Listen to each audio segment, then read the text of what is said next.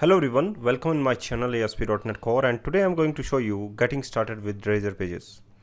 Razor Pages, the prerequisites of the Razor Pages, if you want to work with the Razor Pages, then that is the prerequisites, the basic knowledge of ASP.NET Core, C#, HTML and CSS. So the next topic is what is the Razor Pages. Razor Pages are simple and introduce a page focused framework that is used to create cross platform data driven server side web pages with the clean separation of concern like MVC. You know that if you work with the ASP.NET Core, then you can say that the controller part and the view part and the model part is the different, but you can see that the view page with the code behind file is attached. So that is the Razor Pages.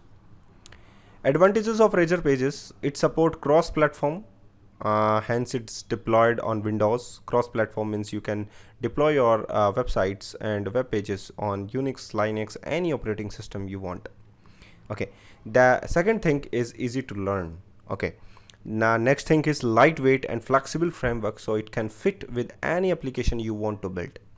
Number 4, can work with the C# programming language with the Razor markups. Number 5, organized with the code behind page like ASP.NET Web Forms. Why should you use Razor Pages? If you want to dynamic websites, then that is one where the content is regularly being added to you. Have several options available to you. If you choose to build your own, you can choose from a wide range of programming languages and frameworks. If you are a beginner, you will probably want to start with a framework and language that is easy to learn, well supported and robust. So you can use Razor Pages with the C# languages. Let's start to demonstrate. So first of all, open Visual Studio 2019 and you can see that create a new project link. After that, select ASP.NET Core Web Applications template to create an ASP.NET Core web application and then click on the next button. In the above project screen, you will provide some like that, the project name and the location and the solution name, and click to create. Configure your new project and create ASP.NET Core web application. Select web application from the context menu and select it. Okay, after that you will see different file in the solution explorer. Okay, so these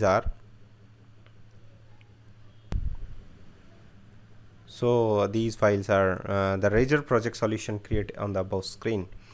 On the questions comes to mind what the difference you can see in the ASP.NET Core, MVC and the Razor Pages solution.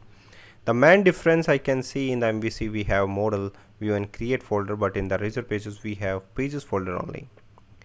You can see in the pages folder we have a shared folder, view imports folder, and the first of all I would like to share something about the index.cs HTML file.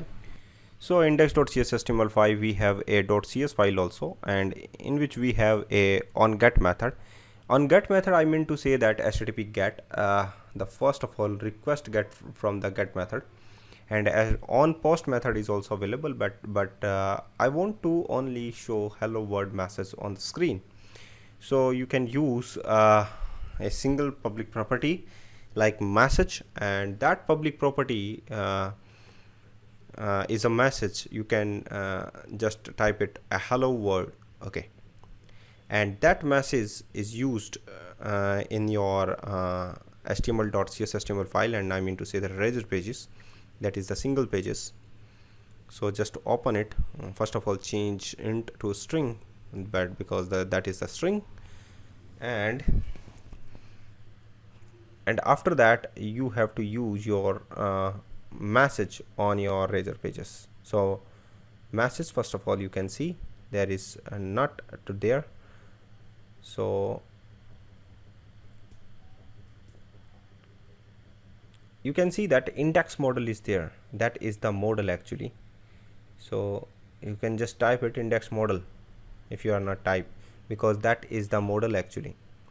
So if you are that model, just I want to pick that model, all these properties from that. You can see that is the part that is the public class, and that is inherited from the page model. So just you can use model instead of that. So you can see the index model, page inherited from the page model, so just you can use at here model and the get it from get all these public property by using model messages. Okay, that's fine, and you can see you can run your project. Okay, so you can see that page folder has shared folder that has shared files, common layout, and the validation script partials files which can be used for all other Razor pages. Notice that a shared file will start with underscore. As our programming language is in C#, Razor Pages has an extension that would be .cshtml. In case our programming language is in VB, then the extension would be .vbhtml. Now, you can click on any file of the CSHTML file, and you can see all these files by just clicking on it. Okay, so index plus model equals to index model. You can say class name plus model equals to model for .cshtml file, for that is the formula. Okay, and if you want to get all these information from the file, index model class is inherited from the page model base class. We have index model constructor which has ilogger to use inbuilt logging functionality. We can use we can also use inbuilt dependency injection at here. Okay, and these files are listed below, and there are you can say that all these inherited file used at here, like the namespace files, and some other files are like the startup.program.cs, app settings.development.json files are there, and error.cshtml file, privacy.cshtml file. All these files are similar to ASP.NET Core file, app settings.json file, where you can you can put your connection strings, and startup.cs file is similar with the map Razor pages.